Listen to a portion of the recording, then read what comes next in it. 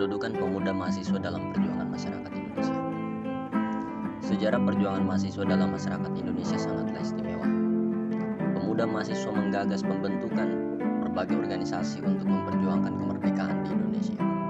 Organisasi-organisasi pemuda dan mahasiswa telah mengambil bagian dalam masyarakat untuk berjuang membebaskan Indonesia dari dominasi imperialisme dan feudalisme. Organisasi-organisasi pemuda dan laskar pemuda saat itu telah memberikan kontribusi besar dalam perlawanan melawan fasisme Jepang.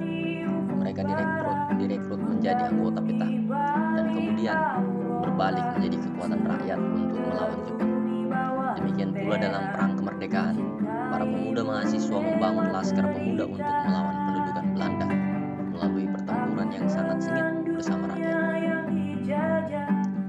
Para pemuda mengorganisasikan diri dalam organisasi dengan watak militan dan progresif yang menumbuhkan kesadaran bagi para pemuda mahasiswa bahwa organisasi menjadi alat bagi perjuangan rakyat untuk mencapai kemerdekaan.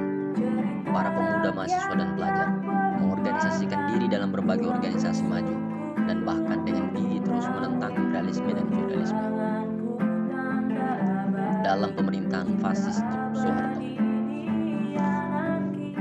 Para pemuda mahasiswa juga mendirikan berbagai organisasi yang maju di tengah tindasan yang hebat dari rezim fasis Soeharto sebagai boneka imperialisme Amerika Serikat. Selain perjuangan di kampus, pemuda mahasiswa telah memberanikan diri untuk terlibat dalam pengorganisiran dalam serikat buruh di tingkat pabrik dan serikat tani di pedesaan. Mahasiswa mendirikan berbagai komite aksi independen tingkat kampus, kota, dan nasional. Pemuda mahasiswa juga menjadi kekuatan dalam menjatuhkan fasisme Soeharto, sehingga pemuda mahasiswa saat itu menjadi sasaran revisivitas oleh rezim dengan berbagai kebijakan di dunia pendidikan, baik melalui norma-norma kampus sampai dengan sistem kurikulum yang membodohi, yang bertujuan menciptakan pemuda mahasiswa menjadi kaum intelektual, kaum profesional, praktisi atau tenaga kerja yang kolot dan mengabdi kepada musuh-musuh rakyat.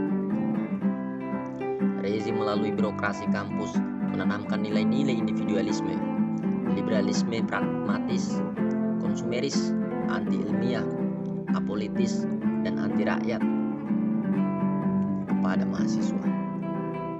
Selain itu, pemuda mahasiswa juga semakin mengalami demoralisasi melalui media kebudayaan yang diciptakan seperti film, buku, teknologi, dan obat bius untuk melahirkan pemuda mahasiswa yang lebih liberal sesuai kehidupan imperialisme.